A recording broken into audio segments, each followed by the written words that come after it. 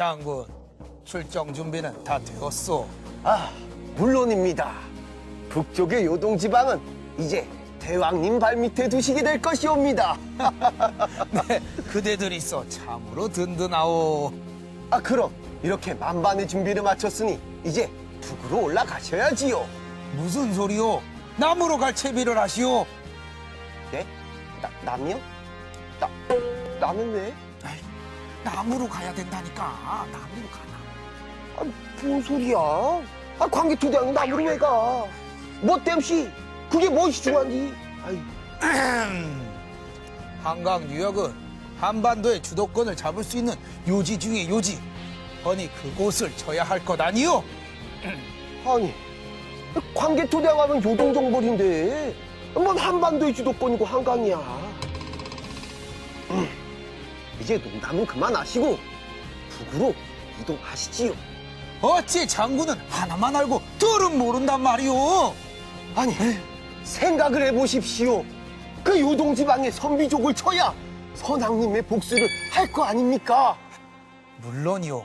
허나 한반도의 주도권을 잡지 못하고 요동을 정벌하면 불안할 터. 허니 백제를 먼저 치고 항복을 받은 후에 그리고 갑시다. 한반도의 주도권이라, 한반도의 중심이라. 그런데 한반도의 중심은 어디입니까? 정녕 모르고 하는 소리오? 예, 강원도 아니오, 강원도. 강원도래요? 에이, 강원도지기. 아, 이 강원도!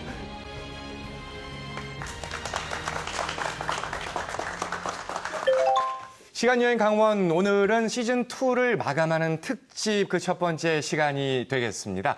오늘 주제는 우리 강원도를 중심으로 하되 조금 범위를 넓혔습니다. 그래서 광개토 대왕과 강원인의 자부심 또는 강원도의 자부심, 자긍심을 주제로 오늘 진행을 해볼까 합니다. 오늘 이야기 함께 나눠주실 분들 소개해드립니다. 시간여행 강원의 멘토, 서울교육대학교 임기환 교수 나오셨습니다. 시간여행 강원의 비타민 같은 논객이십니다. 호주 출신 한국인 최다미 강사님 어서 오세요. 강원도 출신 방송인, 개그맨, 표영호 굿마이크 대표 오셨습니다. 자, 그리고 저희 시간여행 강원 강무편에 출연해서 스튜디오를 들었다 놨다 하셨던 분이죠. 가수 권민정 씨 어서 오세요. 강원 연극제 최우수 연기상 수상에 빛나는 연극 배우 김강석 씨입니다. 어서 오세요. 영국 옥스퍼드 대학 역사 전공한 락커입니다. 전범선과 양반들의 리더 전범선 씨 반갑습니다. 그리고 늘 저희 시간여행 강원 재연 드라마에 출연해서 재미를 더해주시는 분입니다. 극단 해랑 김재현 단장 오셨습니다. 그리고 역시 오프닝 극에서 장군 역할을 해주셨던 연기자입니다. 늘 열연을 펼치는 연기자 김태기 씨 반갑습니다.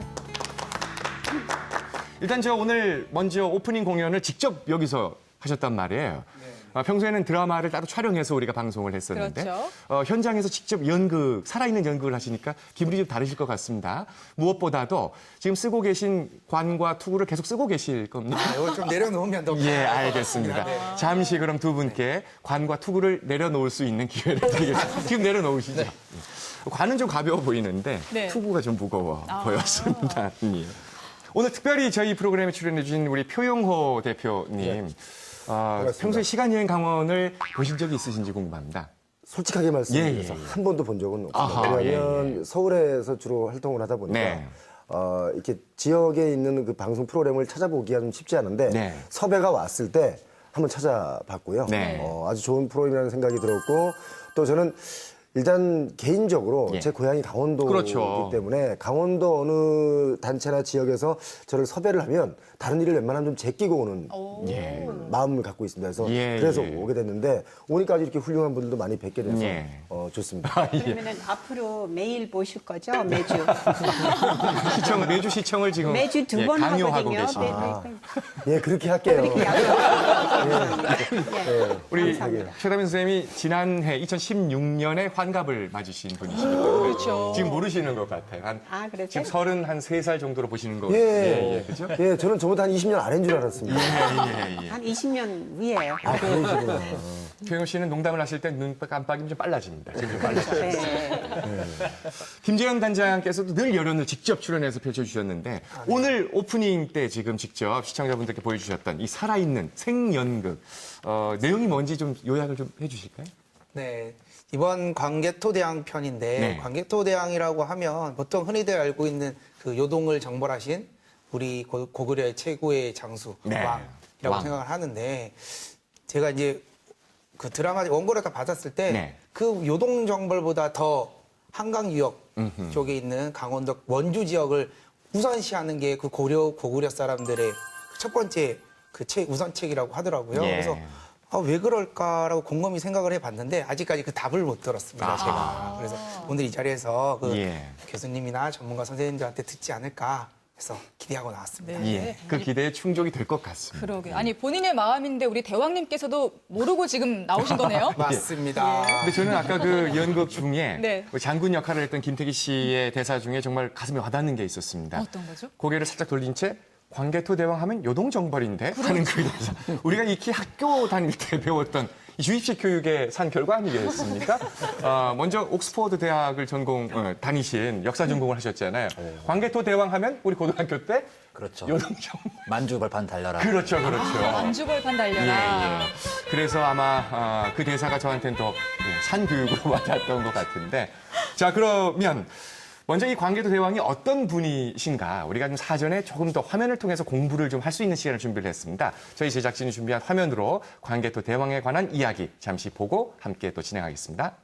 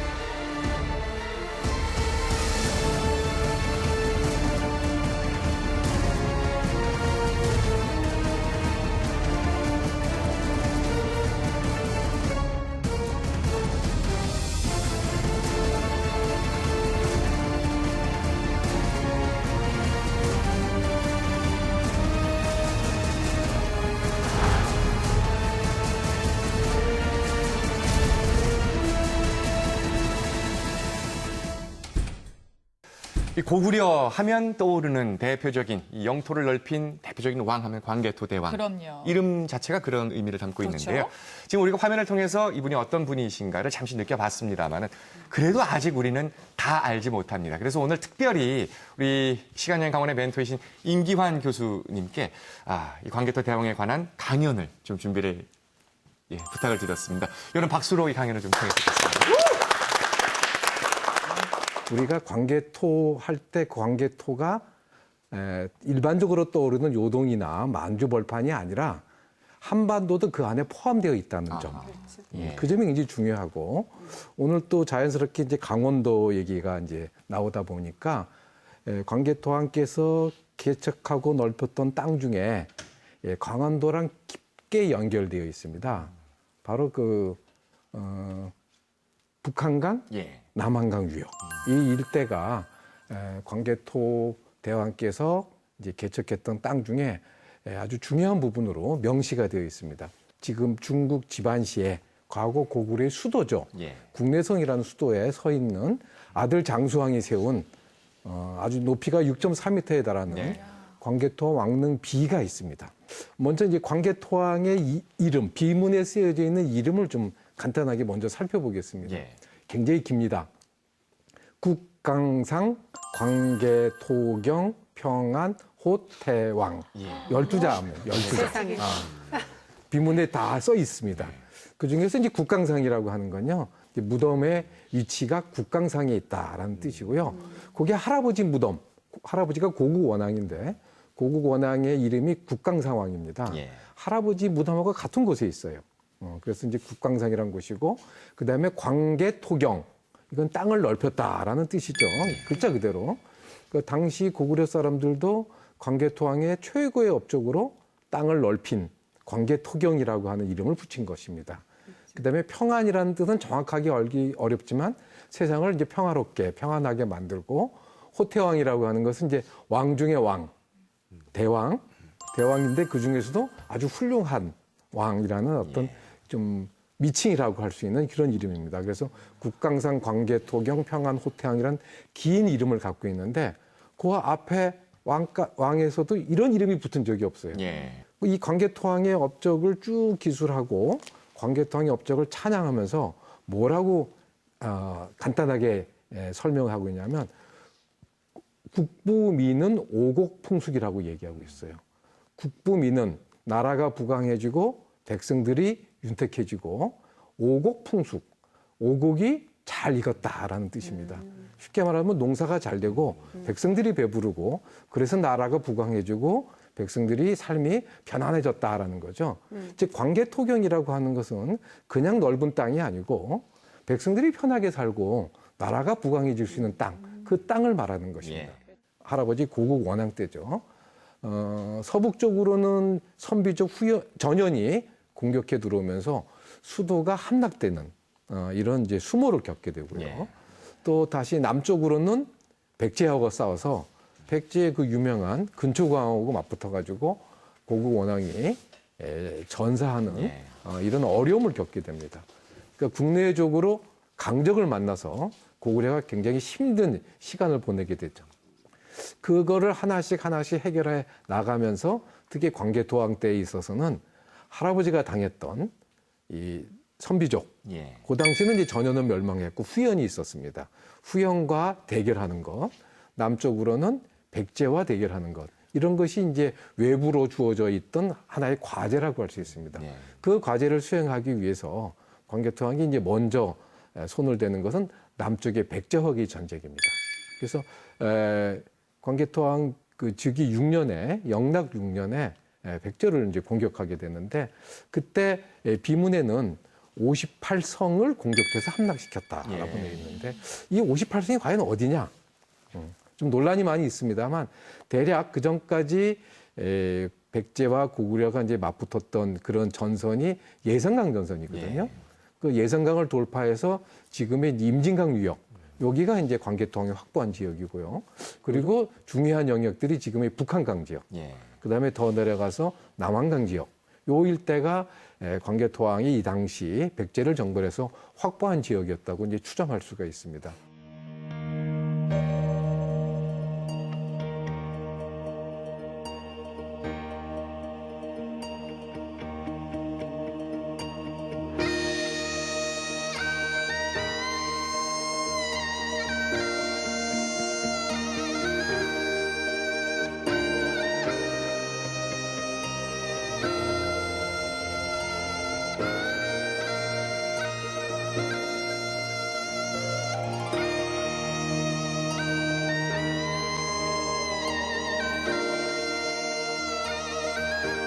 그 안에 그 비를 세우는 것과 깊이 연관되어 있는 인물이 고모르성 수사라는 고모르성이라고 하는 곳에 있는 지방간인데 이 고모르성이라고 하는 이름이 광개토왕 비에도 나옵니다.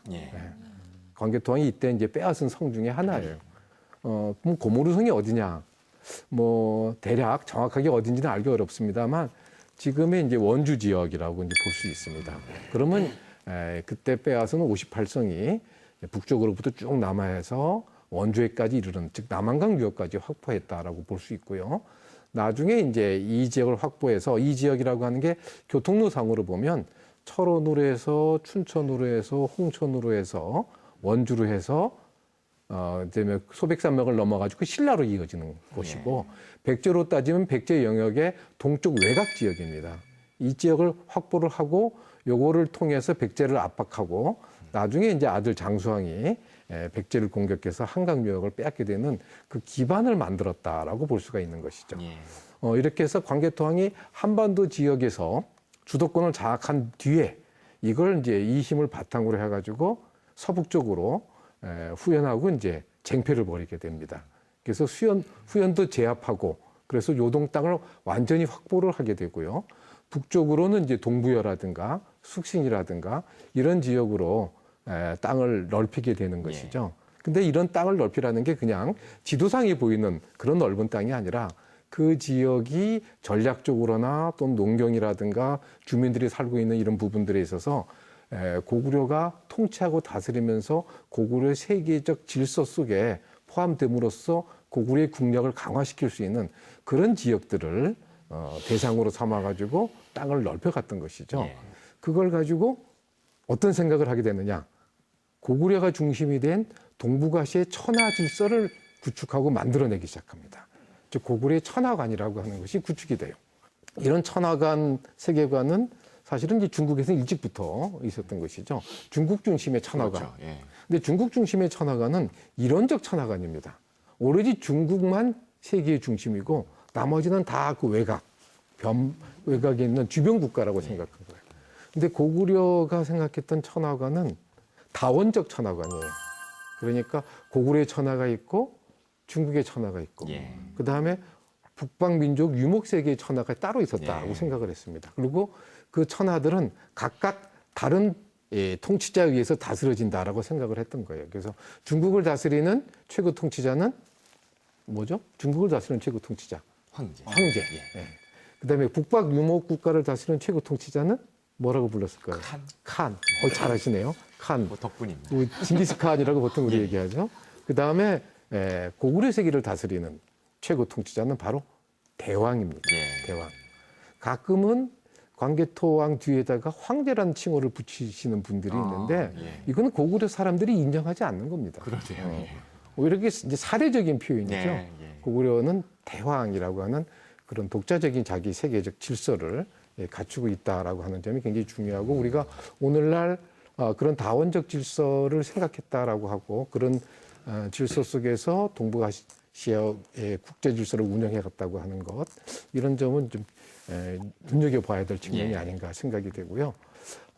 결과적으로 이제 광개토 대왕의 이런 움직임들, 광개토하는 움직임, 또 천하관을 구축하는 모습들, 또 나라를 새롭게 리모델링 해가는 이런 모습들을 통해 가지고 사실은 고구려 사회는 국가는 광개토왕 이전과 광개토왕 이후가 크게 달라졌다고 볼 수 있습니다. 광개토 대왕이 이루었던 어떤 역사적 과정 속에서 특히 그 광개토경이란 의미를 우리가 이해할 때 지나치게 만주나 요동 땅 당연히 그게 포함되는 것입니다만 우리 한반도랑 관련된 부분 또 우리 강원도와 관련된 부분이 갖고 있는 그런 역사적 기반이 있다라는 점에 다시 한번 주목해 볼 필요가 있다라는 점을 말씀드리고자 합니다. 교수님께 박수 한번. 이제 광개토 대왕에 대한 새로운 인식 하게 됐습니다. 정말 말씀드리면서 몰랐던 것도 많이 알게 됐고 우리가 공부를 했으니까 잠시 또 좀 쉬는 시간을 가져야 되지 않겠습니까?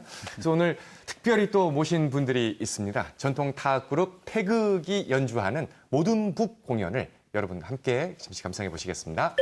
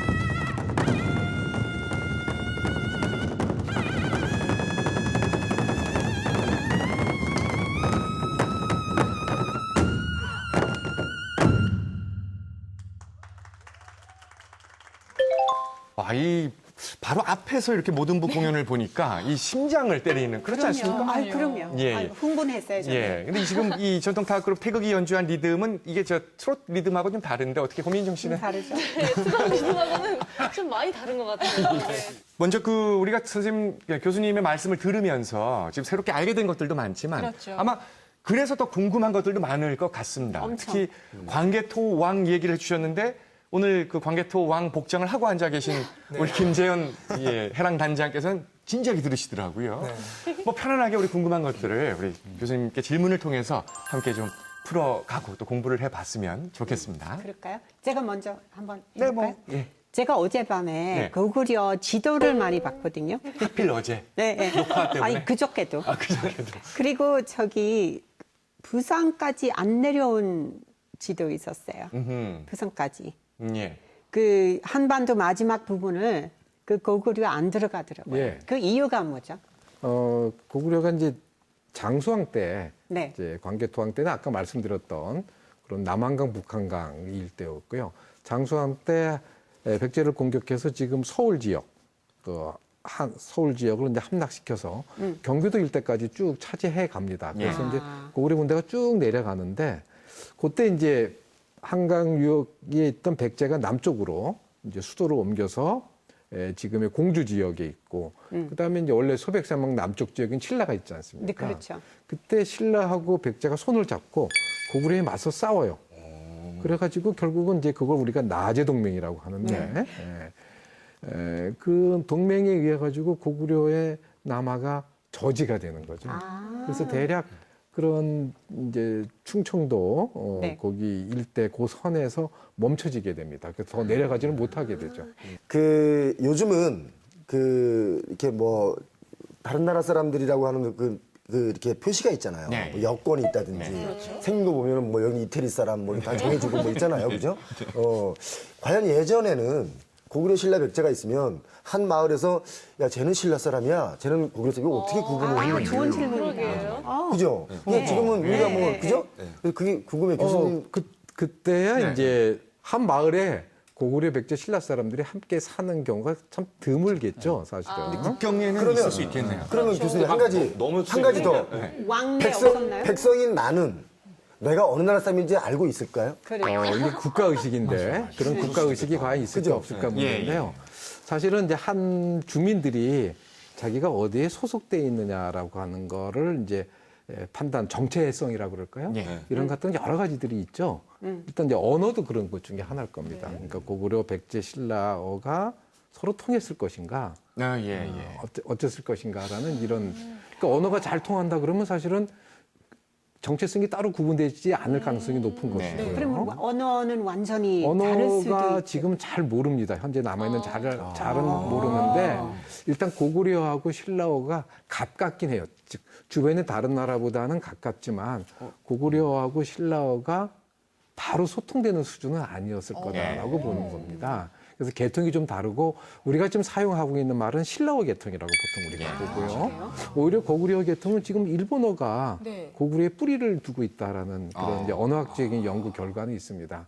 그래서 이제 언어가 충분히 소통되었는지에 대해서 조금 의문이 있고 사실은 우리도 사투리, 우리가 보통 사투리라고 하는 지방어 같은 경우를 못 알아듣는 경우가 많거든요. 제가 대학 가가지고 그 대구에서 온 친구가 있는데 그 친구가 좀 심해요, 사투리가.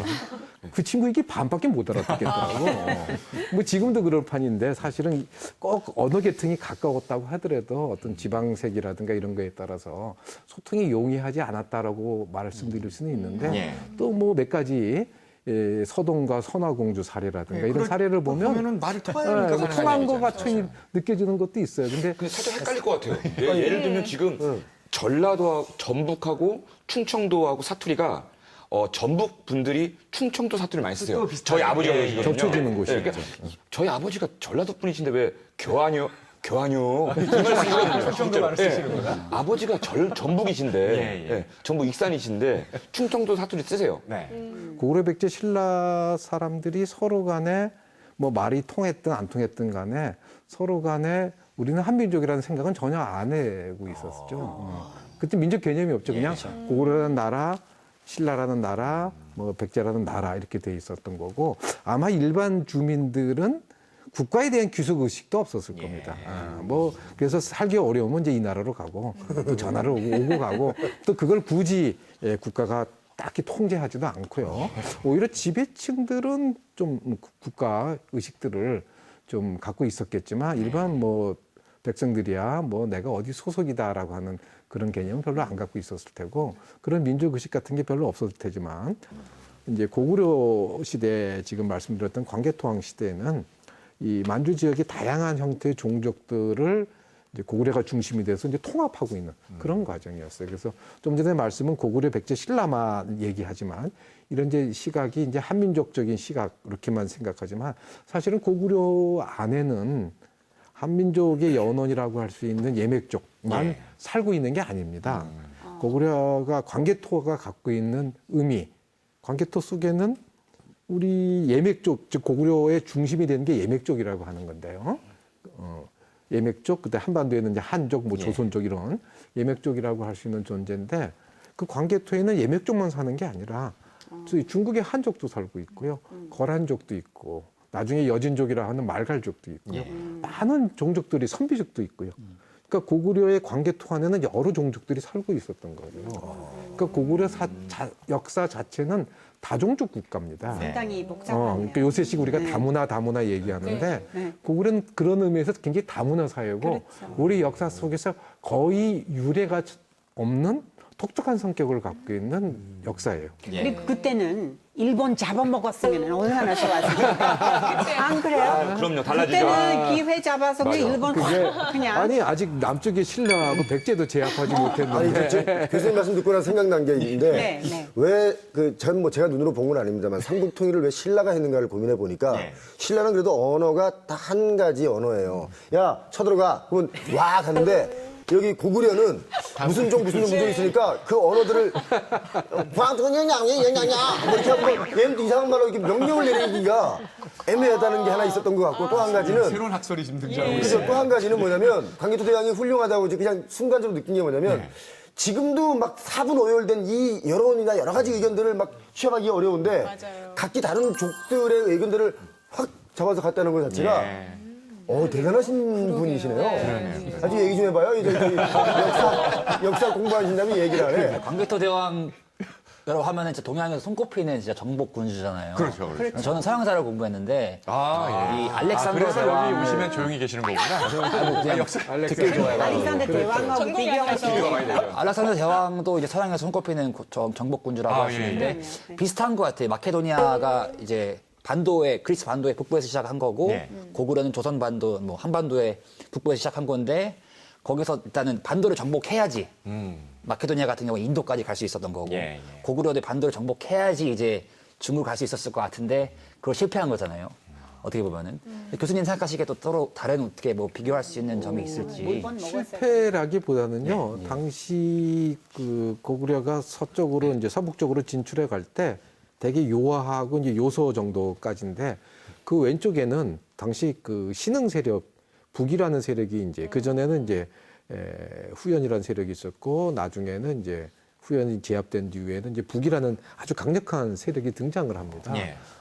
그게 주로 이제 장수왕 때 이제 충돌이 일어나기 시작하는데 당시 고구려가 굳이 그 서쪽으로 계속 진출해서 그런 전쟁과 이런 충돌들이 계속 일어날 아무런 이유가 없다는 생각이에요. 오히려 아까 제가 천하관 말씀을 드렸던 이유는 뭐냐면 그냥 확장되는 게 중요한 것이 아니라 확보되고 있는 영역과 세계를 나의 세계를 어떻게 구축해 가느냐, 자기 완결적인 세계를 어떻게 만들어 가느냐가 더 중요하다고 생각이 돼요. 그러니까 사실은 지금 알렉산더 말씀을 하셨지만 알렉산더는 본인이 죽고 난 다음에 와야 돼버리죠. 그냥 네 조각으로 나라들이 나눠져 버리는데 광개토 대왕의 고구려는 더 탄탄한 모습으로 이어져 가는 거거든요. 그러니까 정복을 많이 했다는 게 중요하죠. 궁금한 게 있는데 천하체제를 말씀하시는 제가 처음 듣는 얘기라서 고구려의 천하체제에 대해서는 그렇다면 백제랑 신라에 있는 지배 계급도 거기에 공감했는지 예를 들어 조선시대 때 양반들이 중국의 천하체제에 동조했던 것처럼 백제나 신라의 지배 계급도 그랬었는지 궁금합니다. 아니죠. 그건 이제 고구려가 나의 세계라고 이제 설정했던 거고 백제는 백제대로 자기 주체 승이니까 아마도 기록은 남아있지만 백제도 나중에 그 고구려에 따라서 대왕을 칭하거든요. 그렇죠. 시작은 이제 고구려에서 시작했지만 백제도 대왕을 칭해요. 그러면 백제는 백제도로 자기 천하를 만들었을 거예요. 그 속에 고구려가 있는지 안 있는지는 잘 모르겠고요. 신라도 나중에 이제 법흥왕대에 가면 또 배워서 또 대왕을 칭해요. 그렇죠. 그때도 이제 신라는 신라대로 자기 천하들을 이제 생각하기 했고 나중에 이제 삼국을 통일한 이후에 그걸 비로소 이제 실현시켜 나가는데 고구려 영향 속에서 만들어 갖고 거기에 백제와 신라가 동의하지는 않지만 당시 고구려가 주도하고 있는 그 동북아의 질서를 자기가 설명하는 방식을 만들어낸 거죠. 그 대동여지도가 나온 게 훨씬 후잖아요. 그렇죠. 그럼 그 당시에 고구려 땅이 이만큼, 우리 백제 땅이 이만큼이라는 것을 무엇을 근거로, 물론 무슨 뭐 토기 그릇, 뭐 이렇게 땅 파가지고 나오는 그거 가지고 이건 백제 그릇이다, 이건 고구려 그릇이다 해서 지금 뭐 이렇게 땅을 다루고 있는데 그 당시에 무슨 근거로 야 저기까지 내 땅이라 야 이렇게 해가지고 뭐 땅을 만들었는지 그럼 그게 되게 궁금해요. 그 영역을 확보한다는 핵심이 뭘까요? 아까 내가 영역을 확보했다. 군대가 파견되는 거 아닙니까? 땅을 새로 개척하고 어디까지 확보하고 세금을 하는. 받느냐. 그렇죠. 가장 중요한 건 이제 세금을 받는 거잖아요. 조세를 받는. 그러니까 내가 세금 받는 곳이 어디냐. 거기까지가 영토죠. 세금 받는 곳. 그러면 세금을 그 당시 문맹률이 좀 많이 높을 텐데. 그러면 세금을 걷는데 뭐 알고 모르는 게 뭐 중요한가요? 백성들은 어떻게 알아야 돼요? 나 여기다 내야 돼, 여기다 내야 돼. 여기다 내시면 돼요. 관리가 오는 거죠. 관리가. 당연히 이제 그리고 국경선에는 아마 군대가 주둔해요. 왜냐하면 세금 문제가 있으니까. 저는 또 궁금한 게요. 경계선에 사는 사람들은 양쪽에서 다 삥 뜯길 수 있거든요. 반반 내지 않아요? 오며 가면 이제 그 불안할 수도 있고요. 반대로 저번 달에 냈는데 왜 또 내라 그래요? 반대로 돈 필요하니까. 내가 이제 확장을 해가려면 경계선에 있는 사람들이 이게 이제 그 저쪽 편으로 그러니까 백제와 신라의 관계라 그러면 이 주민들이 백제 쪽에 기울어질 수도 있고 신라 쪽에 기울어질 수도 있잖아요. 그렇죠. 그러니까 내가 굉장히 우호적으로 대우를 해줘야 경계선에 있는 사람들이 나를 따르게 되는 이런 면이 있기 때문에 강압적으로 하지 않더라고. 오히려 이제 그 경계선에 있는 사람들한테는 그런 완화된 정책들이 이루어질 수도 있죠. 아니 그러면 그 경계선에 있는 사람은요. 이것도 살짝 궁금해서 그런 건데 이거 약간 유치한 질문일 수 있는데 유치한 거. 좋아요. 좀 더 유리한 쪽으로 이사 갈 수 있습니까? 아니 주민들은 살기 어려워지면요 이 시기에는 수시로 이주해 갑니다. 내가 이 땅에서 먹고 살기 힘들면 이제 저기로 가는 거예요. 세금 낼 돈이 없을 때 넘어갔다가 또 괜찮으면 또 다시 오고. 그래서 유치. 그럼 두 집 살림을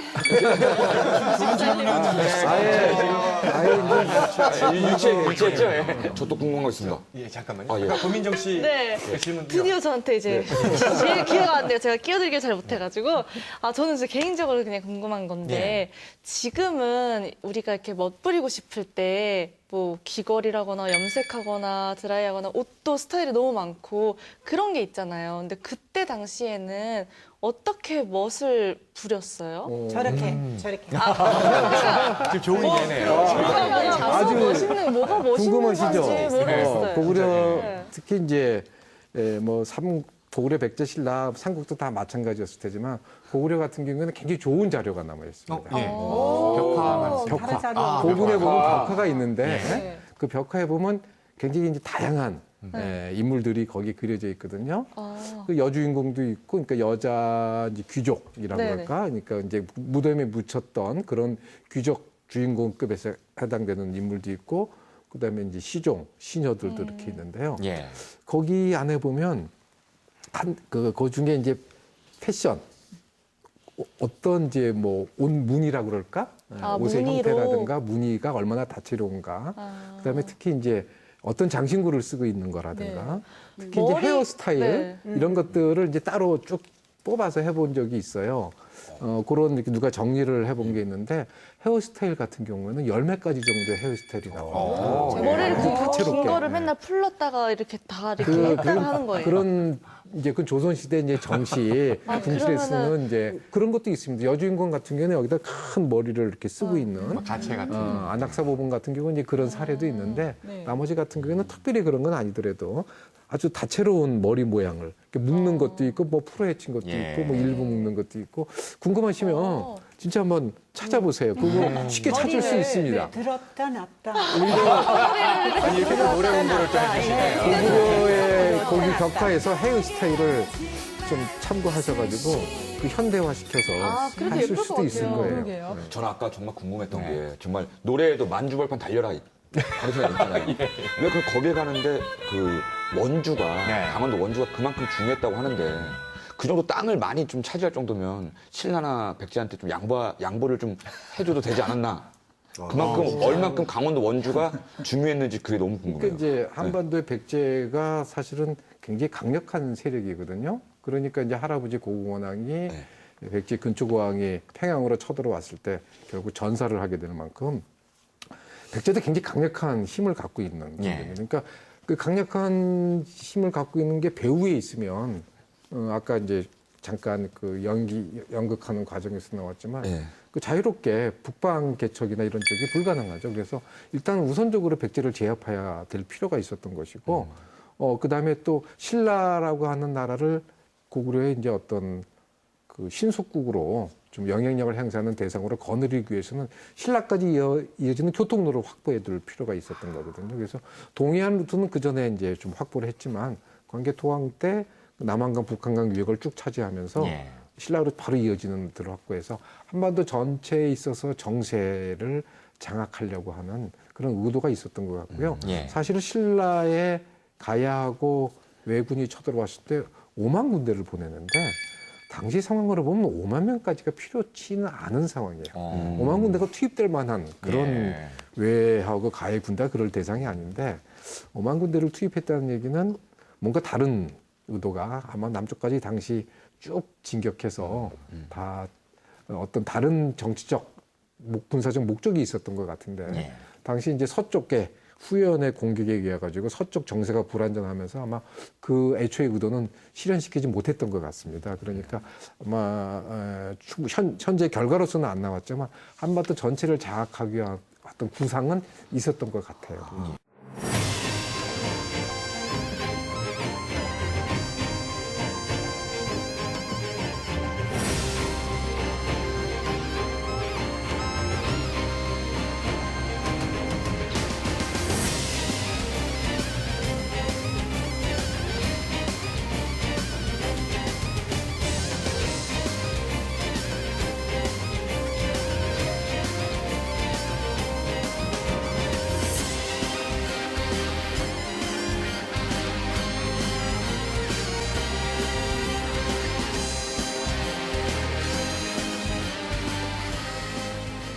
이 한반도 전체가 하나의 틀 속에서 어떤 움직여갈 때, 역동적으로 움직여갈 때 이 남북을 잇는 교통로라든가 그 무게 중심이 강원도가 굉장히 중요하죠. 왜냐하면 남쪽과 북쪽을 연결하는 그런 지역이니까.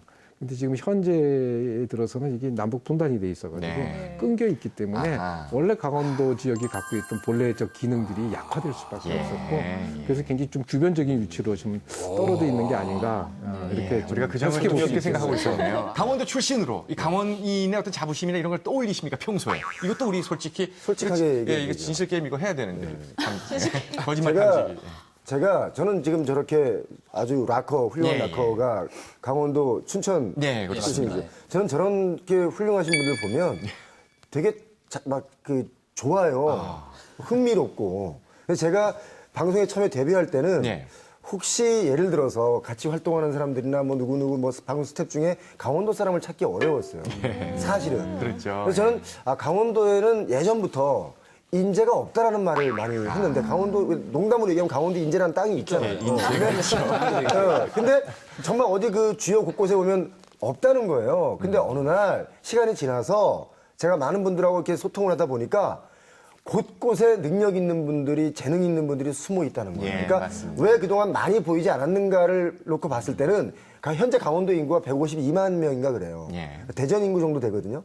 대전 인구 정도 되는 인구가 그 작은 대전이 아닌 그 큰 강원도 땅에 퍼져 살잖아요. 그러니까 이분들이 어딘가 활동하려면 눈에 많이 안 띄었던 건데 정말 귀한 자리에 보면 그런 분들이 있더라는 거예요. 저는 그래서 저렇게 아주 훌륭한 분들 보면 이게 우리의 자부심이 아닌가. 저 이런 생각을 많이 합니다. 평소에도 자부심을 늘 느끼십니까? 저는 깜짝 놀랐습니다. 앞으로 무조건 제가 팬이 되는 거예요.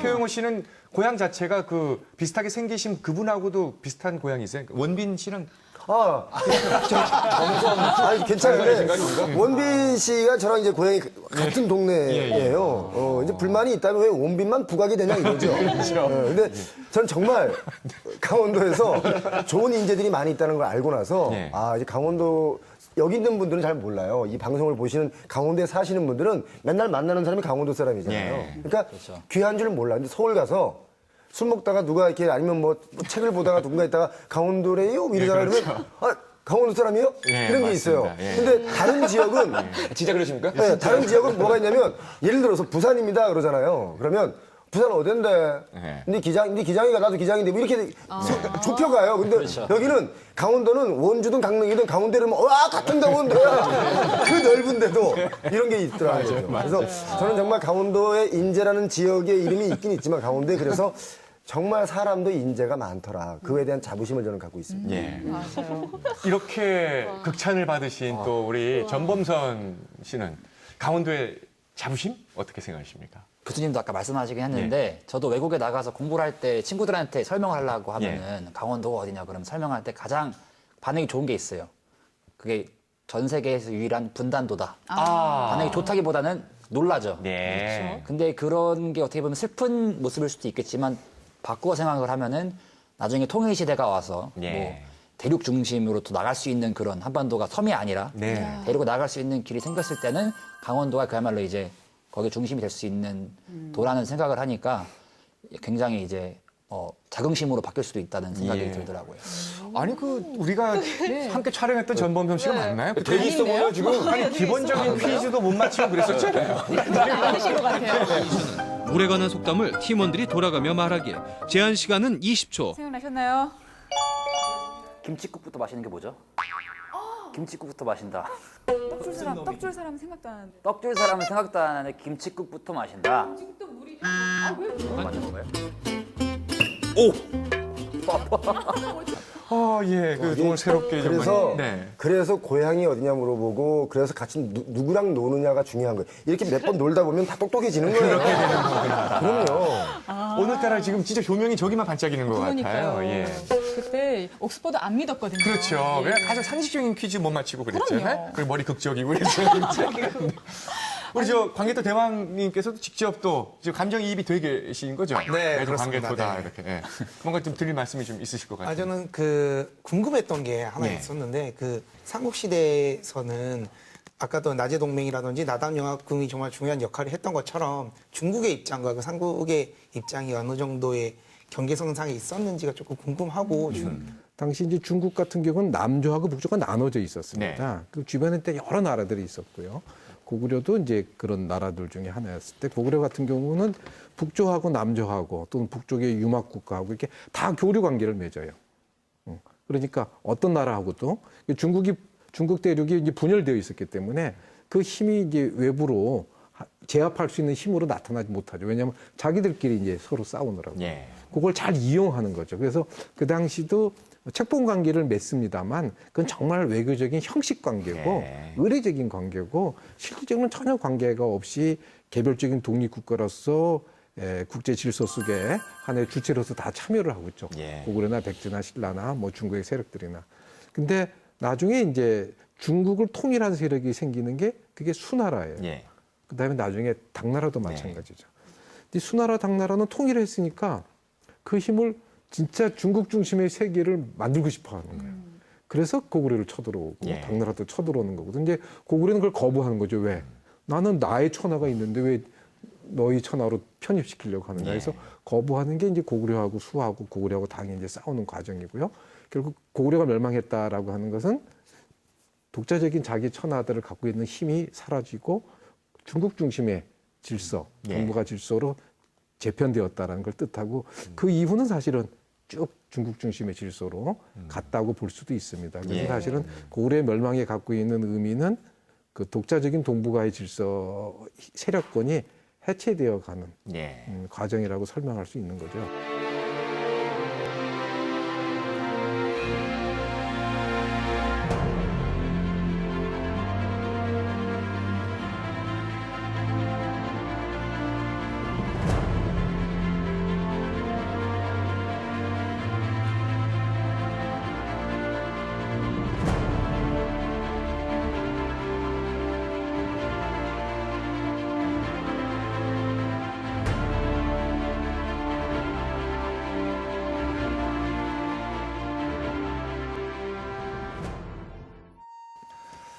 오늘 그 광개토 대왕과 강원도, 처음에는 광개토 대왕이 가졌던 그 영토와 우리 강원도가 무슨 상관이 있지라고 좀 의아하셨을 수도 있습니다. 그러나 오늘 이 시간 함께 하시면서 이렇게 밀접한 관계가 있었구나라는 것을 새삼 인식하게 되셨을 것 같은데요. 자, 광개토 대왕도 그 땅을 넓히고 또 영토 확장을 했던 그분도 이 강원도와 관련된 또 한강 상류 지역을 차지했었을 때에야 비로소 마음을 놓고 안정을 취할 수 있었습니다. 뿐만 아니라 뭐 우리 한반도가 또 한 국가로 통일이 됐던 고려도, 조선도 그 시작은 강원도를 떼고 말할 수 없는 게 바로 우리 역사입니다. 오늘 이 시간을 통해서 우리 강원인들이 강원의 자부심을 또 한 단계 업그레이드 시킬 수 있는 그런 시간이 됐으면 좋겠습니다. 시간여행 시즌2를 마감하면서 준비한 특집 그 첫 번째 시간 오늘은 여기까지고요. 다음 시간 그 두 번째 시간을 여러분과 함께 하겠습니다. 고맙습니다.